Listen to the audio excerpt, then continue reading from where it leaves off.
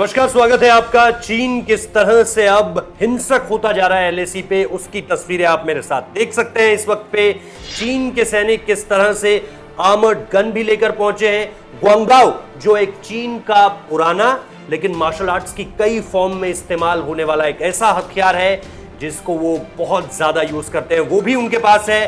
Barb wires भी उनके पास है, ऐसे ऐसे डंडे जिनमें तारे लपेटी हुई हैं। और ये तारे वही तारे हैं जिनसे हम और आप जो है, अगर मैं खेत गांव की भाषा में बात करूं तो अपने खेत की जो है पगडंडियों के इर्द गिर्द उसको लगा देते हैं। कटीली तारे हम जिन्हें कहते हैं, यानी बार्ब वायर्स वो डंडे पर लपेटी हुई थी, जैसा कि चीन के सैनिकों ने गलवान में किया था। वही वो दोहरा रहे थे एक बार फिर दक्षिणी पेंगोंग झील के इर्द गिर्द, और वो चाहते थे कि एक बार फिर से हमला हो, एक बार फिर से वो हमला करें, भारत के सैनिकों को परास्त करें और फिर आगे आकर उस जगह को कैप्चर करें जो अब भारतीय सेना ने कैप्चर कर लिया। आपको पता है इस वक्त पे ब्लैक टॉप हो, हेलमेट टॉप हो, गुरुंग हिल हो, इसके अलावा रेकिनला हो, इसके अलावा रेजिंगला हो, ये सारी की सारी चीजें हैं जो इस वक्त पे भारत ने अपने कब्जे में ले लिए। ये ऐसी हाइट्स हैं जो टेरिटरी के लिहाज से बहुत ज्यादा इंपॉर्टेंट है, और इनको वापस लेने के लिए चीन के डेस्परेट अटेम्प्ट्स बार बार दिख रहे हैं, लेकिन ये सारे अटेम्प्ट्स जो हैं वो फेल हो रहे हैं। अब देखिए 29 से 30 की दरमियानी रात उन्होंने दक्षिण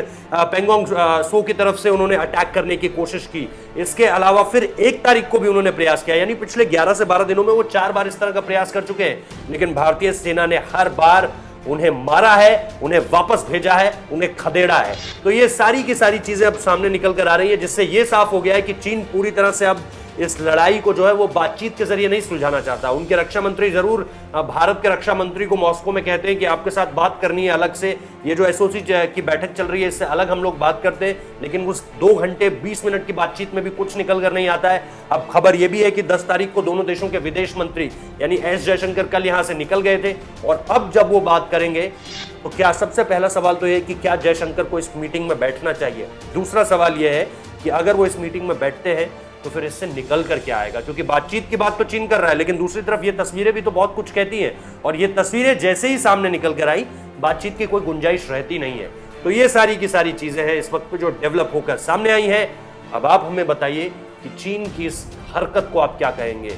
कोई भी प्रोफेशनल आर्मी इस तरह के हथियारों के साथ जंग के मैदान में नहीं उतरती है। ये बचकानापन है चीन का, जो आप इन तस्वीरों में साफ साफ देख रहे हैं। बहुत बहुत शुक्रिया इस वीडियो को देखने के लिए।